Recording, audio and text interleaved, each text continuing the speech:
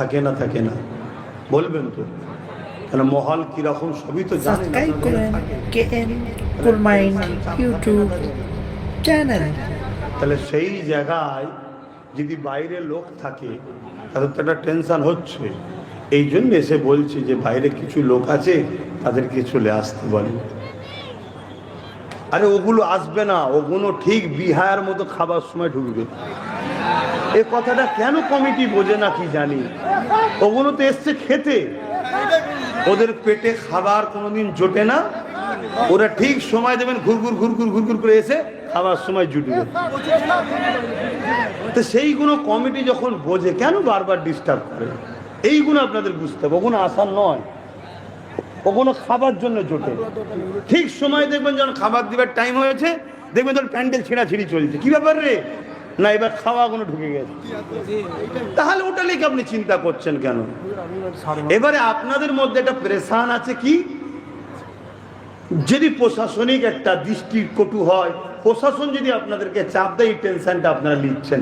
এই টেনশন থেকে মুক্ত হবার আপনাদের একটা রাস্তা আছে। সেই রাস্তা হলো এটাই, গেটের উপরে কলাপস করে দিন, হাত দিয়ে লক করে দিন, বাকি যেগুলো বাইরে আছে তাবারক দিয়ে, ভাই তো তাবারকের জন্য এসছি, নিয়ে আল্লাহ রাস্তা চল যা, মিটে গেল। আমার কথা কি খারাপ লাগলো? আরে খারাপ লাগলে জলসে আসবো না, মিটে গেল। এই তো কথা রে বাবা, কে কার ধার ধরে? হ্যাঁ, যারা আমার নবীর আলোচনা শুনতে চায় না, আমার নবীর কথা যারা শুনতে চায় না, সেরকম লোকলে আমি ভাবিও না। কত কিছু মাথায় ঢুকলো? আমার সম্বন্ধে আপনাদের কম বেশি সবার জানা আছে, আমি কেমন লোক, কি মাইন্ডের লোক, ভালো না খারাপ জানতে আর কারো বাকি নেই। অতএব যারা ভালো মনে করে চাপন হয়ে গেছে, যারা খারাপ মনে হচ্ছে দূরে সরে গেছে, একটা দিয়াল বিছখান দিয়ে উঠে গেছে, ভাগাভাগি হয়ে গেছে সংসার। এই নিয়ে নতুন করে আর তো ভাবার কিছু নেই। যার ভালো লাগবে সে মেশে, সে আসবে, সে জুটবে, সে লিয়ে লিয়ে আসবে, সব ঠিক আছে। আর যার ভালো লাগে না সে দূরে সরে গেছে, দূরেই থাকবে। এখন কথা অন্য কিছু নয়, কথা হচ্ছে কমিটি একটা টেনশনের মধ্যে থাকে না, কোথায় হই হই করতে গিয়ে বাইরে হন কি ঘটনা ঘটিয়ে ফেলবে, আমরা জলসা করছে, আমাদের উপরে না চাপ এসে যায়। কত এই একটা টেনশন থাকে। নবী পাক সাল্লাল্লাহু আলাইহি ওয়াসাল্লামের কাছে দুজন সাহাবী এসছে, রাত্রিরে হুজুর ওয়াজ করছে, ঈশান নামাজের বাদ দুজন সাহাবী বসে বসে শুনছে। তখন তার এত আলো টালোর সিস্টেম ছিল না রে বাবা, রাত অনেক হয়ে গেছে আর গভীর অন্ধকার। সাহাবী দুজনের বাড়িও একটু দূরের দিকে। তো হুজুরকে এসে বলছে, হুজুর রাত অনেক হয়ে গেছে, খুব অন্ধকার, বাতি নাই, লাইট নাই, কিছু নাই, তো হুজুর যাব? আল্লাহ নবী বললেন না যে বাবা তোমরা তাহলে আগে চলে যেতে বসেছিলে কেন, আমি কোথায় বাতি দেবো না। আল্লাহ নবী বললেন তোমাদের হাতে লাঠি আছে, লাঠি ব্যবহার করা হলো সুন্নতে রাসূল। জোরে বলুন সুবহানাল্লাহ। অস্ত্র ব্যবহার করা সুন্নতে রাসূল নয়, অস্ত্র ব্যবহার করা সুন্নতে রাসূল নয়, লাঠি ব্যবহার করা সুন্নতে রাসূল। কথা বুঝে আসছে? কেন এইটার উপরে ভর দিয়ে চলা এবং রাত্রে ভেবে ঘোরা, জীব জন্তু নানা রকম সমস্যা থাকে। তো যাই হোক, আরো অনেক ব্যাপার আছে। মুসা সাল্লামকে আল্লাহ লাঠি দিয়েছিলেন, তো ওই লাঠি আছে, এক সাহাবী লাঠি আগিয়ে দিলেন, হুজুর এই তো রয়েছে। আল্লাহ নবী ওই লাঠির উপরে হাত বুলালেন, শুনছেন? বুলিয়ে বললেন যাও, অন্ধকারে এটা আলো দেবে। জোরে বলুন সুবহানাল্লাহ। কোথায় আলো দেবে? অন্ধকারে। যেখানে বসে আছে সেখানটা তো অন্ধকার নয়, সেখানে তার আলো জ্বলছে না। সাহাবারা কি সন্দেহ করেছিলেন, প্রশ্ন করেছিলেন যে হুজুর লাঠিতে আলো জ্বলবে কি কথা? হ্যাঁ, হাই মানতে হয়, মানার মতো করে মানতে হয়। তা হুজুর বললেন যাও, এটা অন্ধকারে আলো দেবে। হাদিস বলছে আপনাকে, সাহাবা হুজুররা সঙ্গে সঙ্গে আগিয়ে গেলেন। যেই আলোর এলাকা ছড়ে গিয়ে অন্ধকার হয়েছে, ওই লাঠি থেকে লাইট যেমন আমরা মানি না, এরকম রোশনি আলো বেরোচ্ছে। জোরে বলুন সুবহানাল্লাহ। আরো জোরে বলা যাবে না? হাত তুলে বলুন লাব্বাইক লাব্বাইক লাব্বাইক, নারে দিবে। আবারও যদি আপনার কপালে থাকে, বাইরে কেউ যদি লিয়েও চলে যায়, আপনার ঘর পর্যন্ত পৌঁছে দিবার দায়িত্ব আমার আল্লাহ খোদ নিজে রেখেছে। আপনার রেজেক আপনার কাছে পৌঁছে দেবে। এটা হলো ইসলাম, এটা হলো দিন, এই বিশ্বাস রাখতে হবে। আর তাবারও যদি কপালে নাও থাকে, দুটো লিবার পরও দেখবেন রাস্তায় এমন লোক এসে বলেছে দেনারে, আপনি নাও বলতে পারলেন না, দুটোই চলে গেল।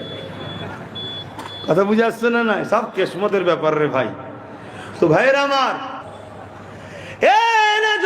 তরুণেরা, আকাশের চাঁদ আমার নবীর গোলাম, সূর্য আমার নবীর গোলাম, পাহাড় পর্বত আমার নবী পাকের গোলাম। হাত্তাকে আমার নবী পাকের দরবারে একদিন একটা অমুসলিম এসেছে, এসে বলতে লেগেছে, মুহাম্মদ সাল্লাল্লাহু আলাইহি ওয়াসাল্লাম, আমাকে কিছু আপনি দেখান। আল্লাহ নবী তাকে বলতে লাগলো, ওই যে গাছটা দেখছো, ওই গাছকে যে বলো মুহাম্মদ রাসূল ডেকেছে। ওই অমুসলিমটা চলে গেল, ওই গাছের কাছে গিয়ে বলতে গেল, মুহাম্মদ রাসূল তোমাকে ডেকেছে। হাদিস প্রমাণ দিতে লেগেছে, এমন গাছ যখন কেউ লড়াই যেভাবে লড়ে, ওইভাবে লড়তে লড়তে গাছ জমিন থেকে পুরুষে করলিয়ে জমিনের উপরে উঠে, যেমন তুমি আমি ঘষড়ে ঘষড়ে কোনো জিনিস নিয়ে যায়, ওইভাবে সে হাঁটার মতো ঘষড়ে ঘষড়ে আল্লাহ নবীর কদমের কাছে এসে ওই গাছটা নবী পাককে সিজদা করতে লেগেছে। এই দৃশ্যটা দেখে এই অমুসলিম ইমানের ইয়া নবী সালাম, ইয়া রাসূল, ইয়া হাবিব সালাম, সালামাতুল্লাহ। আলহামদুলিল্লাহ। আমার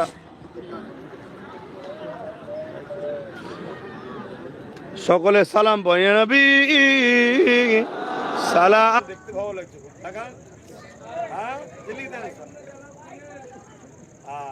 আমাদের হাতি তখন লাগে সবাই জ্বালিয়ে দেন।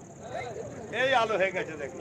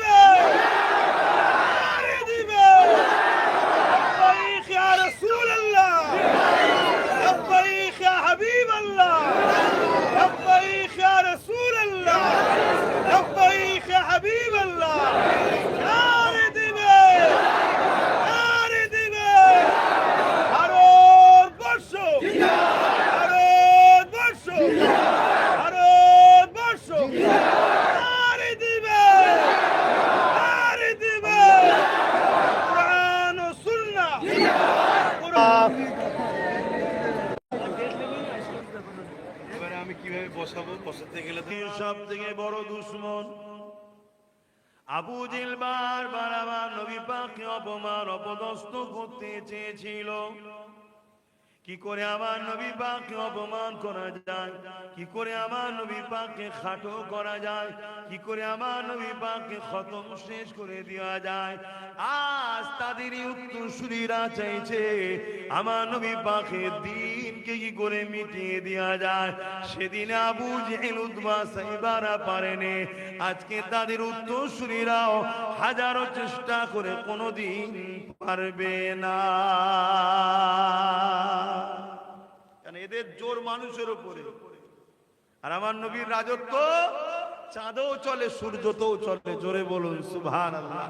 সাগরও চলে, তুফানও চলে, কুল কায়নাতে যেখানে আল্লাহর রব্বুল আলামিনের রাজত্ব চলে, সেখানে তার মাহবুবের মুহাম্মদ রাসূলের রিসালাতের রাজত্ব চলে, জোরে বলুন সুবহানাল্লাহ।